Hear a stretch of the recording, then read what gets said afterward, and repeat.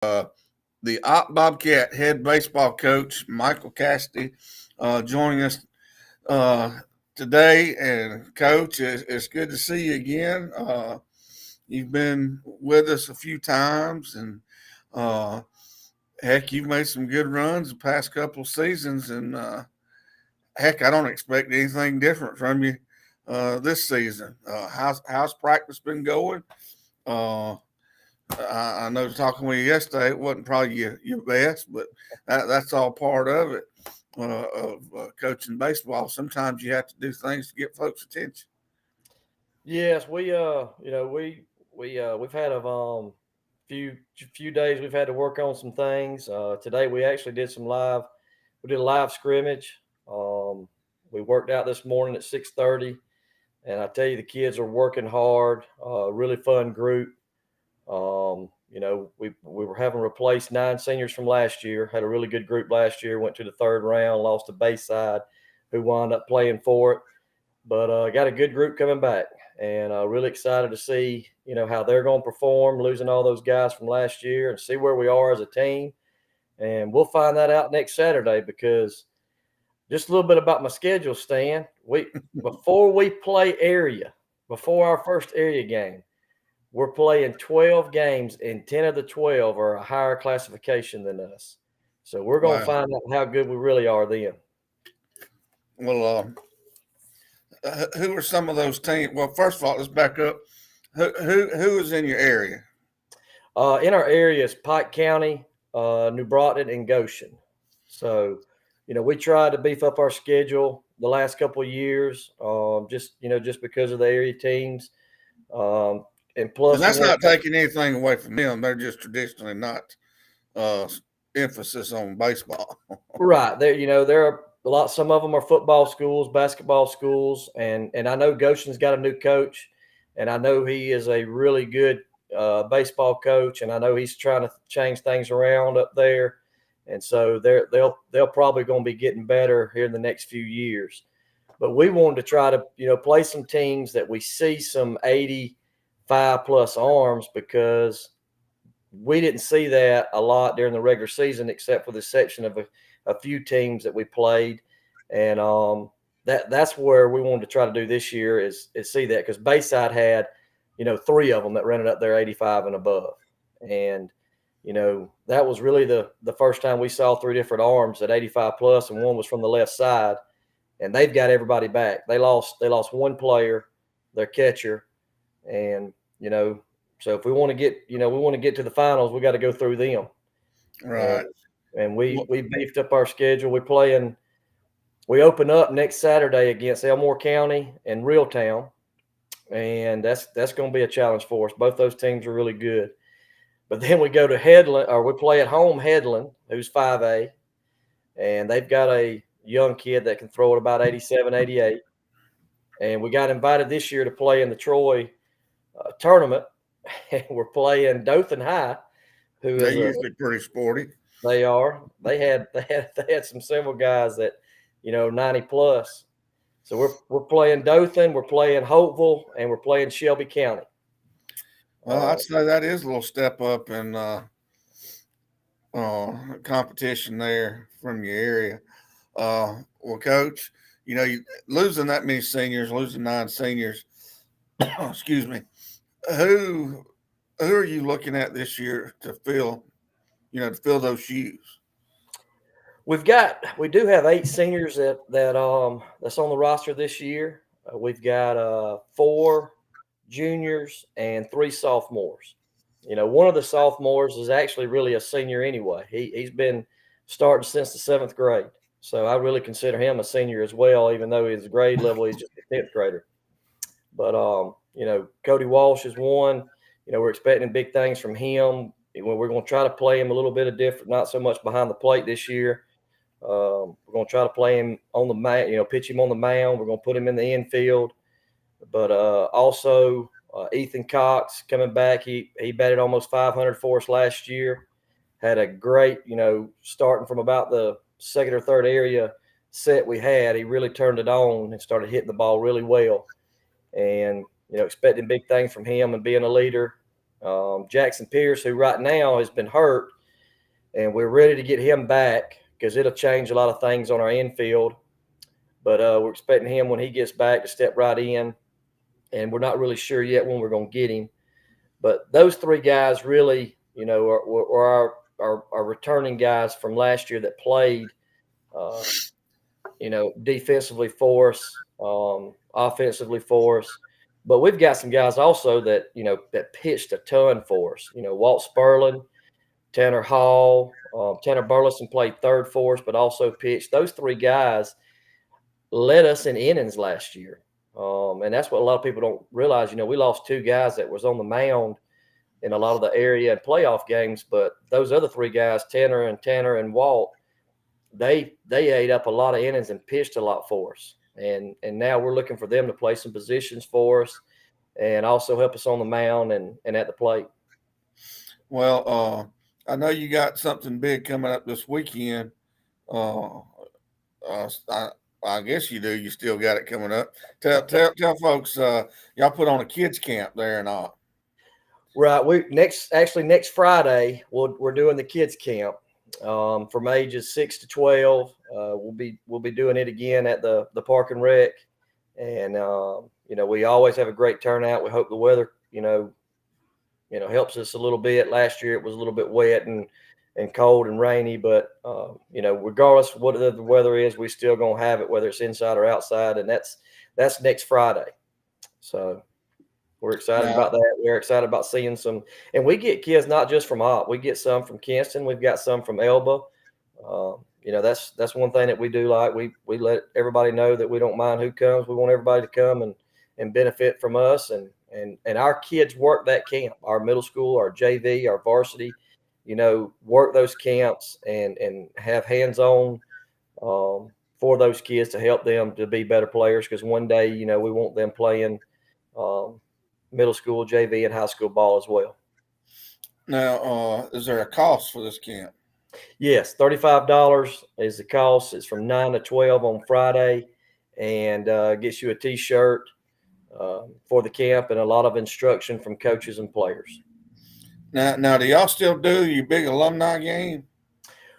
We haven't been able to do it the last couple of years. All the guys now, they want to do the alumni game, and we're going to really, try to set a date for it, but they want to do a softball alumni game. We've got a fall league and a sort of a summer league that we put on, or I don't put on it, but the Alan Burgess, I think, is the one that heads it up. And this year we're going to try to do that and incorporate a lot of the baseball guys that played in the past for Opp and do a softball, because these guys are getting older, Stan, like we are, and it's hard for them to throw. I might come play in it now, since now that's slow pitch softball, right? That's exactly right. Slow pitch, and if you hit one over the fence, you don't even have to touch first. You can just go on in the dugout. Okay, well that's I'll just be happy, put it in play and maybe just kind of waddle on down to first or something like that, or be permanent catcher, but yeah, that sounds like a good deal. Well, I know, changing gears a little bit, that you do some officiating, and from coaching and getting to do officiating. I know you do some basketball and have done some football and have done just a little bit of everything, I guess, and it kind of gives you a different perspective, doesn't it? It does. One thing, it helps me stay in shape a little bit, run up and down that gym floor. It's not real good on my back. That's why one thing I'm propped up right now. But I really do enjoy doing that part of it. The day I walk in a gym and the coach looks at me and says, "Oh my God, here he comes again," is a day I'll probably turn it in, because Right. I want to do them a good job, and also I want to also do the teams a good job.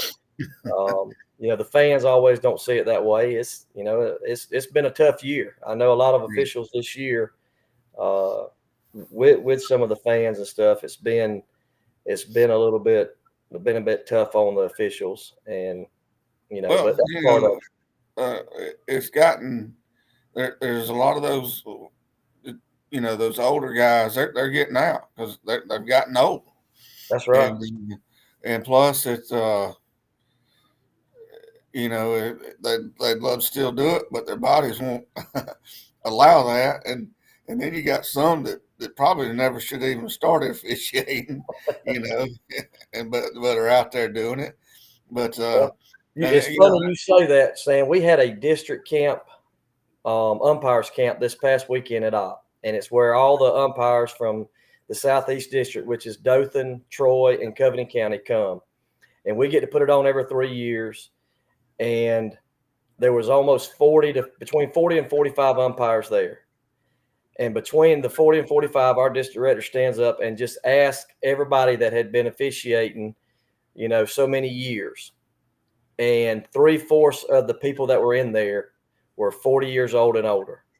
There was only one first year guy in there, and then everybody else was in the middle. So you're talking about 10 umpires, 5 to 10 umpires that were less than 10 years of experience, and everybody else. I mean, when this generation goes out, they're going to have to go to work finding officials, or it's going to be tough, for contests. There'll be robots out there calling it. It's going to have to be if they don't start getting some recruiting some officials. And I don't, I've officiated some myself and would love to get back in it, but I mean,